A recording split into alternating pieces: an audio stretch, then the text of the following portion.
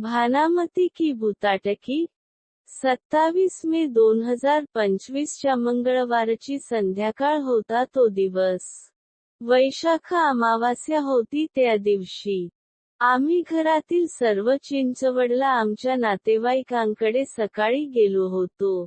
संध्याकाळी परत घरी आलो. दिवाणखान्यात खिडकीची अर्धी जाळी लावलेली होती. आणि अर्धी काचेची खिडकी बंद होती. परंतु त्या दोन्हीच्या फटीतून पंखांच्या मुंग्या घरात आल्या होत्या. कारण पावसाळी हवा पडलेली होती. आणि थोडा पाऊस सुद्धा झाला होता. घरातील चारही खोल्यांमध्ये अनेक पंखांच्या मुंग्या इकडे तिकडे जमिनीवरून फिरत होत्या. पण ज्या नेहमी असतात तशा, मोठ्या नव्हत्या, तर छोट्या होत्या.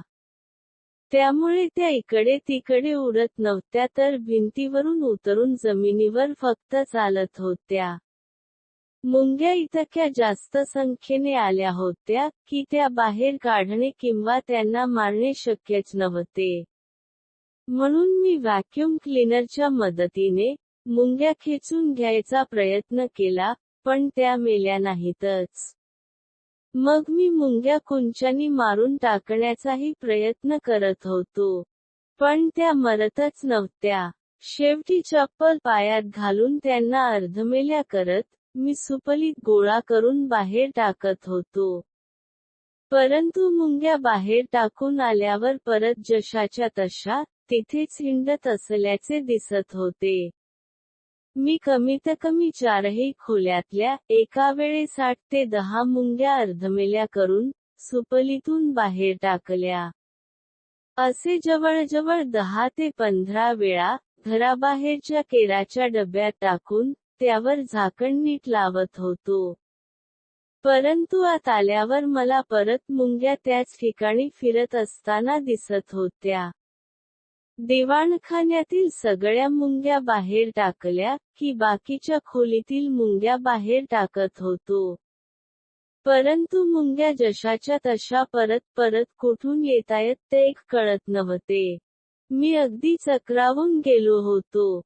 घरातील बाकीचा, महिलावर्ग असल्यामुळे त्यांनी काढता पाय घेतला होता व वरच्या मजल्यावर निघून गेल्या होत्या.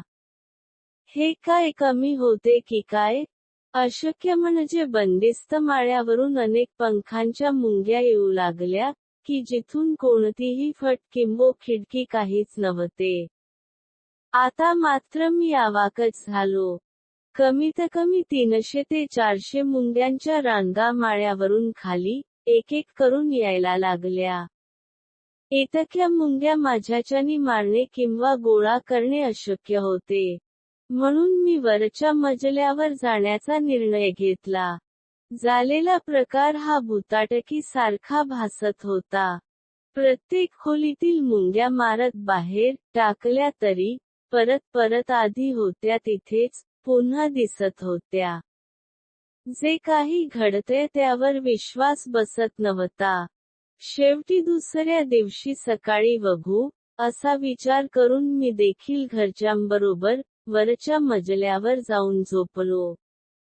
सकाळी उठून किती मुंग्या गोळा कराव्या लागणार म्हणून विचार करत खाली आलो. तर सर्व मुंग्या गायब झाल्या होत्या. नाही म्हणायला 2 ते 4 मेलेल्या, मी मारलेल्याच मुंग्या फक्त दिसल्या. परंतु बाकीच्या मुंग्या रात्रीत कुठे आणि कुठून बाहेर गेल्या, हे काही कळायला मार्गच नव्हता. सगळेच अघटित व अकल्पित घडले होते, हे मात्र नक्की.